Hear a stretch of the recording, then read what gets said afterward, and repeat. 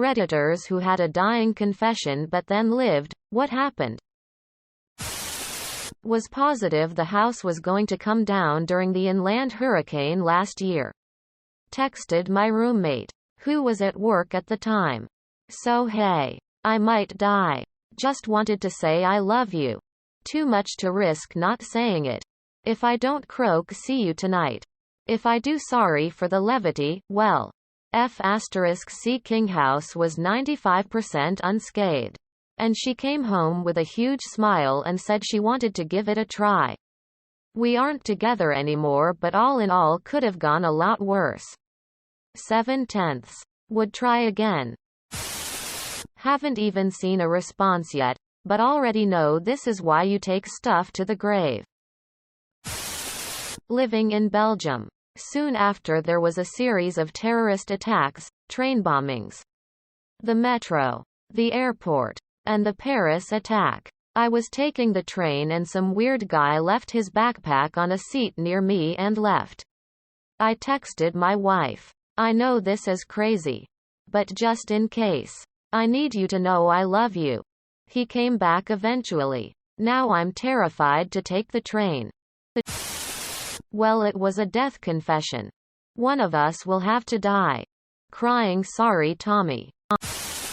What a dick. Even if he had died, he would have left his wife with such anger and betrayal. If he had only an hour to live, why would making sure that she remembers him with anger be the most important thing? Getting written up for not wearing a hard hat is just insult to injury at that point. Shit. Me telling anyone that would result in, no worries. You will always be my friend. Then a few months later never have a convo again. Yes.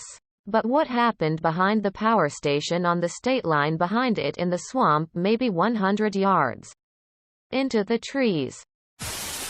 Funny enough, we now use the phrase, Larry up, instead of confess. As in * Steve just Larry Ed up to the boss about scratching the truck * or * somebody better Larry up. To taking food from the fridge. * HR does not like us. Could have gone better, could have gone worse. Nothing to be sad about here. It's a good rating, because it's an honest rating. Hemingway, probably. Because it's probably the best score possible for a failed relationship.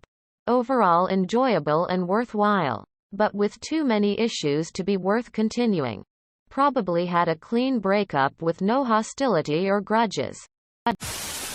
The guy in ICU was telling the Reverend that the named minister who fled was dead and buried behind the power plant. Safe to assume that he was the one who killed him and put him there. Also a good guess that it was a pedo priest type situation. I think he killed the guy who had supposedly fled and buried him in the swamp. Presumably in retribution for what he was accused of?